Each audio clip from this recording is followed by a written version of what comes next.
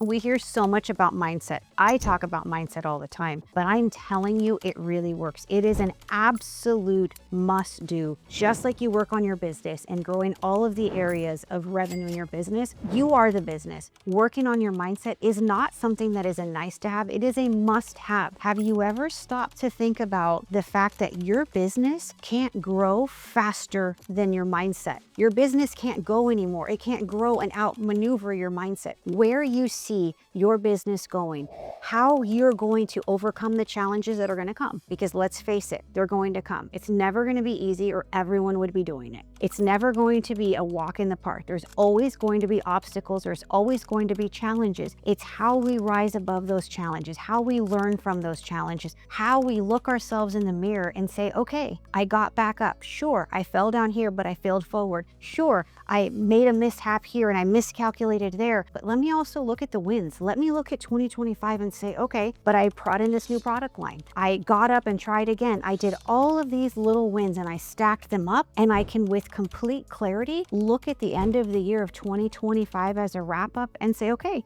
here's the reality of the situation. My financials show it, my numbers show it, my projections for 2026 show that there's a path forward. When you look at those three things, taking a step back and really shifting your mindset for complete growth completely changes how you view every obstacle in front of you. All of a sudden that problem, all of a sudden that obstacle, all of a sudden that fear becomes something that is manageable. It becomes something that you can say, okay, I've had experience in the past overcoming something similar and it was successful. Or I had experience in the past helping my team go through A, B, and C, and we had an outcome that was incredible. You can also, on the same hand, look at it and say, okay, I had this experience and it was not a win. It was not something that I want to repeat. So how do we safeguard against those mistakes? How do we safeguard so that as we look at next year, we're not saying to ourselves, hey, it's a hope and a whim. We're really saying, okay, I'm going to work on my mindset. I'm going to take the time to invest in myself, decide where I want to go, how I want to get there, in what time frame, work backwards, and make sure that my thinking is aligned daily. I see so much out there of hype and excitement and feel good and rah-rah, and that's all wonderful. And we all as human beings need a little bit of that. However, that doesn't create revenue. We need to be focused on our disciplines. We need to be focused on what works. Take a look at your business. Take a look at your financials. What made you money this year? What area has made it so that you have more revenue? Take a look there. How do we expand there?